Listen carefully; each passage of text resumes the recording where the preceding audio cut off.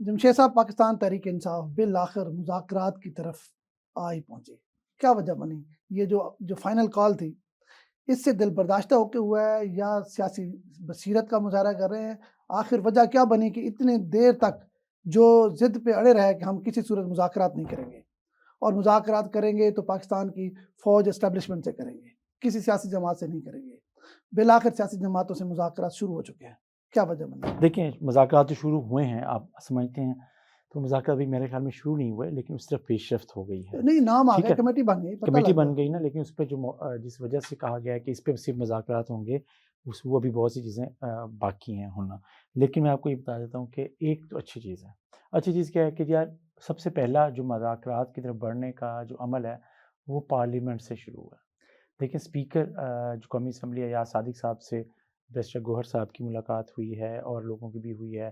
اچھا، اس کو ملاقات کو یہ اگرچہ کہا جا رہا ہے کہ ذاتی نوعیت کی ملاقات ہے، جس میں جہاں ان سے تعزیت کی گئی اور چیزیں ہوئی، لیکن رابطہ بہرحال ہوا۔ ایک دوسری بات یہ ہے کہ جو قومی اسمبلی میں اور سینٹ میں جو تقریریں ہوئی ہیں، اس میں جو شبلی فراز صاحب کا موقف ہے کہ جی سیاسی اختلافات ذاتی دشمنی میں نہیں بدلنا چاہیے اور مذاکرات اور بات کو آگے بڑھنا چاہیے، اور اس پر عطا تارڑ صاحب نے جو وفاقی وزیر اطلاعات ہیں اور سینٹ میں جو وفاقی وزیر قانون ہے اعظم طاہر صاحب، انہوں نے بات کی، اور اسحاق ڈار صاحب نے بھی سینٹ میں بات کی شبلی فراز صاحب کی بات کی روشنی میں کہ یہ بات تو ہم پہلے سے کہہ رہے ہیں کہ مذاکرات ہونا چاہیے۔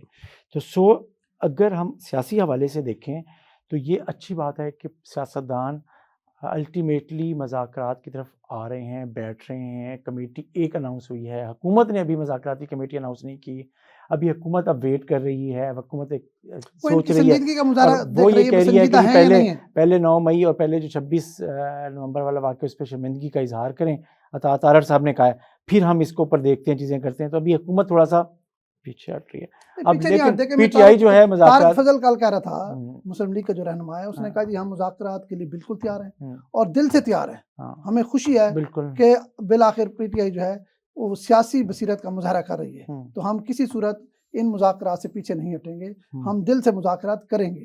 تو ظاہری بات ہے سیاسی جماعتیں اگر مذاکرات نہیں کریں گی تو ملک تو آگے کسی صورت نہیں بڑھے گا۔ دیکھیے، میں تو یہ سمجھتا ہوں اب تک انہوں نے جتنی دیر کی ہے تو پاکستان کا جتنا نقصان پہنچایا ہے سیاسی جماعتوں نے مذاکرات نہ کر کے، تو یہ تو اگر ابھی بھی لیٹ کرتے ہیں تو بہت زیادہ نقصان ہوگا۔ جماعتوں نے یا ایک جماعت نے نقصان کیا؟ چلو ایک جماعت کہہ لیں، مطلب پی ٹی آئی کی بات کر رہا ہوں، مطلب سیاستدان نہیں بیٹھے، ہم بات کرتے ہیں سیاستدان نہیں بیٹھے نا۔ دیکھیں پہلی بار فوج سنجیدگی کا مظاہرہ کر رہی ہے، پہلی بار فوج نہیں چاہ رہی کہ فوج خود مداخلت کرے، پہلی بار چاہ رہی ہے فوج کہ سیاسی جماعتیں آپس میں مذاکرات کر کے چیزیں طے کریں اور آگے بڑھیں۔ تو میرے خیال میں پی ٹی آئی کو اور باقی جماعتوں کو، بلکہ میں سمجھتا ہوں پیپل پارٹی اور نون لیگ کا بھی یہ ذمہ داری ہے، مولانا فضل الرحمان صاحب کی بھی ذمہ داری ہے کہ وہ پی ٹی آئی کو اس بات پر آمادہ کریں، مذاکرات پر، اور ٹیبل ٹاک کر کے ملک کا جو اس وقت جو سنگین بحران چل رہا ہے، سیاسی بحران، اس کا خاتمہ بہت ضروری ہے، تاکہ ملک میں جو ایک ہے نا غیر یقینی سی صورتحال، اس سے چھٹکارا مل سکے۔ تو اب آپ سمجھتے ہیں کہ یہ مذاکرات کامیاب ہوں گے؟ میرا یہ خیال ہے کہ ایک قدم آگے بڑھے ہیں، اور یہ آگے جو بڑھنا ہے یہ ایک مثبت بات ہے، اور پی ٹی آئی کی طرف سے یہ تبدیلی بہت اچھی ہے۔ مجھے ابھی بھی شک ہے، مجھے شک ہے، میں نے صرف ایک قدم کہا ہے، آپ نے قدم کہا ہے نا، مجھے یہ شک ہے عمران خان صاحب جو ہے نا، ان کو سیاست سے یا پاکستان کے معاملات سے کوئی دلچسپی نہیں ہے، ان کو دلچسپی ہے اپنی پاپولیرٹی سے، اور وہ یہ سمجھتے ہیں کہ جس دن مذاکرات پر ہم بیٹھ گئے ہماری پاپولیرٹی نیچے آ جائے گی، کیونکہ پچھلے 11 سال یہ تو کوئی بات نہیں ہے نا، یہ تو پچھلے 11 سال سے ہو گئی نا یار، یہ بات ہو گئی کہ یار وہ ابھی بھی جو گھبرا رہے ہیں یا پیچھے دیکھ رہے ہیں، مذاکرات سے ہٹ رہے ہیں، یا آپ جو سمجھتے ہیں کہ ابھی صرف ایک قدم ہے، اب تک جو دیر کی جا رہی ہے وہ صرف اپنی پاپولیرٹی کی وجہ سے کر رہی ہے، مطلب یہ ہے کہ پاکستان سے زیادہ عزیز ان کو اپنی پاپولیرٹی ہے، حالانکہ عوام کی ڈیمانڈ ہے۔ میں کہتا ہوں کہ پاپولیرٹی اور ووٹ بینک اپنی جگہ پر ہوگا، لیکن آپ سڑکوں کے ذریعے، احتجاج کے ذریعے جو اپنے مقاصد حاصل کرنا چاہتے ہیں، وہ اسٹریٹجی ناکام ہوئی ہے۔ وہ اسٹریٹجی مسلسل آپ نے جتنی دفعہ بھی کال دی، اس کو عوام نے اور ان کے اپنے کارکنوں نے وہ پذیرائی نہیں بخشی جو آپ جس طرح حکومت کو پریشر میں لے کر آنا چاہتے تھے۔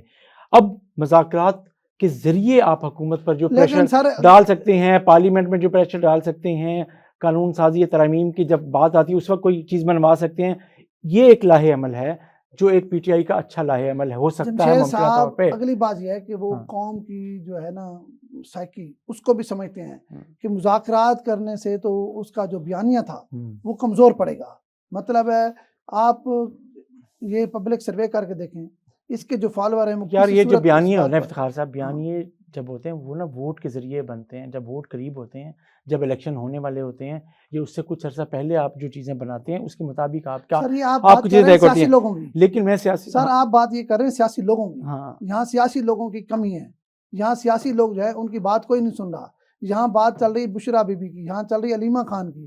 تو ان میں آپ بتائیں کون سیاستدان ہے؟ یار دیکھیں وہ سیاستدان ہیں یا نہیں ہیں، لیکن وہ جس کو فالو کر رہے ہیں یا جس کی ہدایت لے رہے ہیں یا جس کے مزاج کو سمجھ رہے ہیں یا جس طرح وہ چلانا چاہتے ہیں، بانی پی ٹی آئی کی بات کر رہے ہیں نا ہم، تو وہ ان کا میسج، ان کی چیزیں تو اسی حساب سے چل رہی ہیں. چلیں یہاں ہم دعا کرتے ہیں. ہم یہاں پہ ہماری خواہش چیزیں ہے اپنی بھی انڈرسٹینڈ کرنے کی ضرورت ہے کہ ہمیں. ہماری بھی خواہش ہے ہاں کہ اللہ کرے سیاسی جماعتیں جو ایک عقل مندی اور دانش مندی کا مظاہرہ کریں اور مذاکرات کر کے ملک کو آگے چلائیں. بالکل.